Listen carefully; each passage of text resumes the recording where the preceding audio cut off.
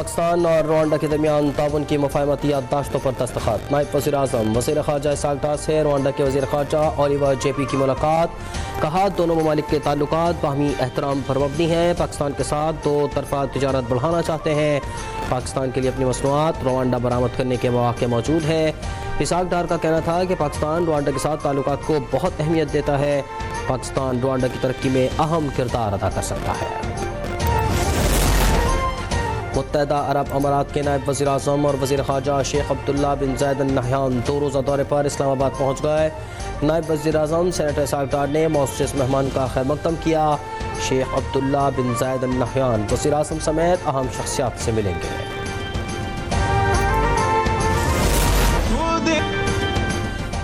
شاعر مشرق مفکر پاکستان ڈاکٹر علامہ محمد اقبال کی آج 87ویں برسی منائی جا رہی ہے۔ صدر مملکت آصف زرداری اور وزیر اعظم شہباز شریف نے شاعر مشرق علامہ محمد اقبال کے یوم وفات پر اپنے پیغام میں کہا، علامہ اقبال نے برصغیر کے مسلمانوں کے لیے علیحدہ مملکت کا تصور پیش کیا۔ ہمیں ان کے فلسفے کو اپناتے ہوئے یوم یکجہتی کو فروغ دینا ہوگا۔ مفکر پاکستان علامہ اقبال نے خودی کا تصور پیش کیا، ایک غلام قوم کو آزادی کی راہ دکھائی۔ خودی انسان کو مایوسی سے نکال کر لامحدودیت کی طرف لے جاتی ہے۔ وفاقی وزیر احسن اقبال کا بین الاقوامی اقبال کانفرنس سے خطاب، کہا حکیم الامت علامہ اقبال کا کلام ہمارے لیے مشعل راہ ہے۔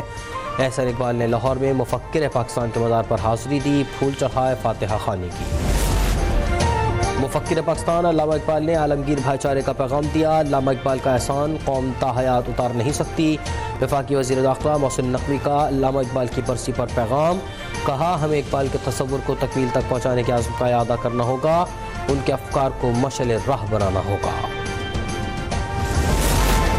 ملک بھر میں 7 روزہ قومی انسداد پولیو پروگرام کا آغاز، وزیر اعظم شہباز شریف کا قومی انسداد پولیو مہم کی افتتاحی تقریب سے خطاب، کہا بچوں کا مستقبل محفوظ بنانے کے لیے ملک سے پولیو کا خاتمہ ضروری ہے۔ حکومت پولیو کے خاتمے کے لیے پرعزم ہے، والدین تعاون کریں، معاشرے کے تمام طبقات کو اس موذی بیماری کے خاتمے کے لیے کردار ادا کرنا ہوگا، مشترکہ کوششوں سے ہی پولیو کا خاتمہ کیا جا سکتا ہے۔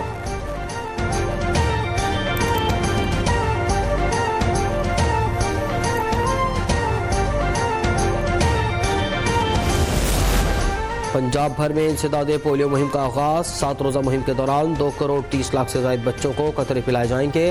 پنجاب بھر میں 2 لاکھ سے زائد ورکر ڈیوٹی پر مامور، پنجاب کو پولیو سے پاک بنایا جائے گا۔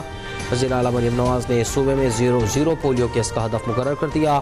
انتظامیہ کو انسداد پولیو ویکسینیشن کے مائکرو پلان پر عمل درآمد یقینی بنانے کا حکم، کہا کوئی بچہ پولیو سے بچاؤ کے قطرے پینے سے رہ نہ جائے، 5 سال سے کم عمر تمام بچوں کو پولیو ویکسین پلانا یقینی بنایا جائے۔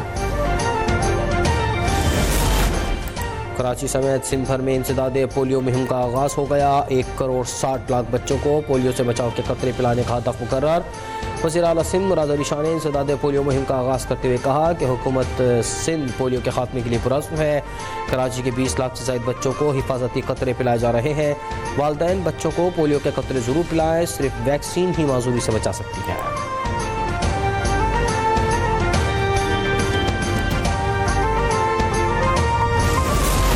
جسٹس منصور علی شاہ نے قائم مقام چیف جسٹس سپریم کورٹ کے عہدے کا حلف اٹھا لیا۔ جسٹس منصور علی شاہ سے سپریم کورٹ کے سینئر جج جسٹس منیب اختر نے حلف لیا۔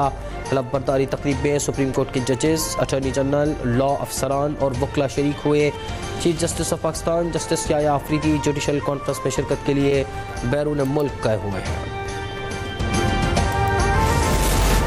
جماعت اسلامی نے فلسطینیوں کے ساتھ اظہار یکجہتی کے لیے 26 اپریل کو ملک گیر ہڑتال کی کال دے دی۔ اسلام آباد میں مارچ سے خطاب میں امیر جماعت اسلامی حافظ نعیم الرحمان نے کہا کچھ لوگ اسرائیل گئے اور وعدے کر کے آ گئے، قائد اعظم نے اسرائیل کے وجود سے انکار کر دیا تھا، حکمراں سوئے ہوئے ہیں لیکن امت جاگ رہی ہے، پاکستان میں حماس کا دفتر کھولنے کا مطالبہ۔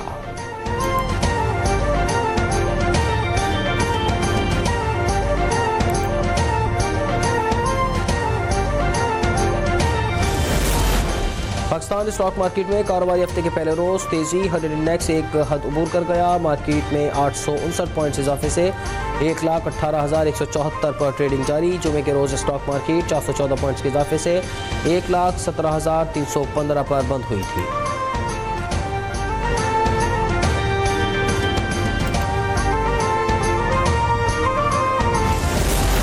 پیپلز پارٹی کا پنجاب میں بلدیاتی بل کے ڈرافٹ پر تحفظات کا اظہار. جنرل سیکرٹری پیپلز پارٹی وسطی پنجاب حسن مرتضیٰ کہتے ہیں گورننس کے حوالے سے ہمیں تحفظات ہیں. نئی نہریں نکالی جائیں گی تو پانی کہاں سے آئے گا. لیگی رہنما اور اسپیکر پنجاب اسمبلی ملک احمد خان کہتے ہیں کہ پانی کی تقسیم پر پنجاب سے بھی آوازیں اٹھ رہی ہیں. سندھ اور پنجاب کے درمیان پانی کے معاملات پر ڈاٹا کے مطابق بات کریں گے.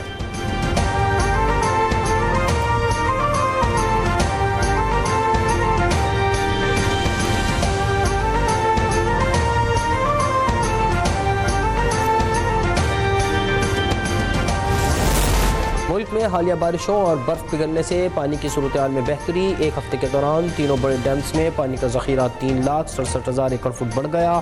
ڈیمز میں پانی کا مجموعی ذخیرہ 14,17,000 ایکڑ فٹ کی سطح پر آ گیا.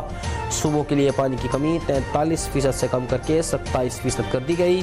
پنجاب کے پانی میں 64,800 کیوسک اور سندھ کے حصے کے پانی میں 45,000 کیوسک کا اضافہ.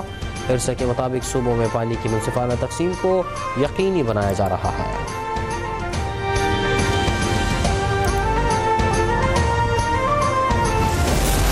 دریائے سندھ پر نئی نہروں کی تعمیر کے خلاف کراچی میں وکلا کا احتجاج. جناح روڈ کو بند کر دیا گیا. ٹریفک کا نظام درہم برہم.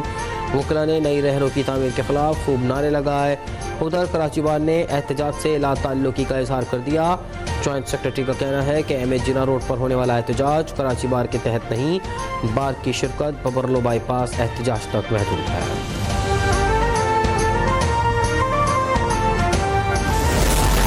کراچی میں پانی کا سنگین بحران. شہری شدید پریشانی کا شکار. ضلع وسطی عائشہ منزل پر پانی کی عدم فراہمی پر شہری سڑکوں پر نکل آئے. پانی کی قلت کے خلاف مظاہرین کے شدید نعرے. انتظامیہ کے خلاف غصے کا اظہار. احتجاج کے باعث ملحقہ سڑکوں پر ٹریفک جام ہو گیا.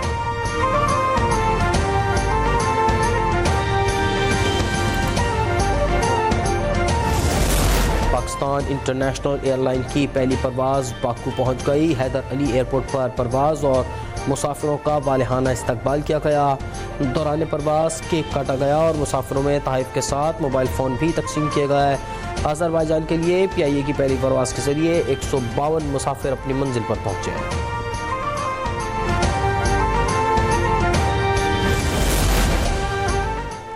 پاک بحریہ کی عالمی بحری قوتوں سے بڑھتے تعاون پر بھارتی میڈیا تشویش کا شکار.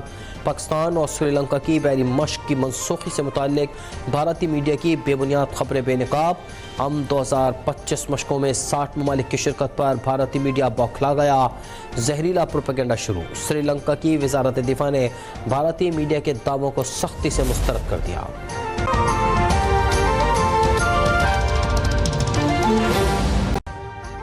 ابھی سبسکرائب کریں تاکہ کوئی خبر رہ نہ جائے.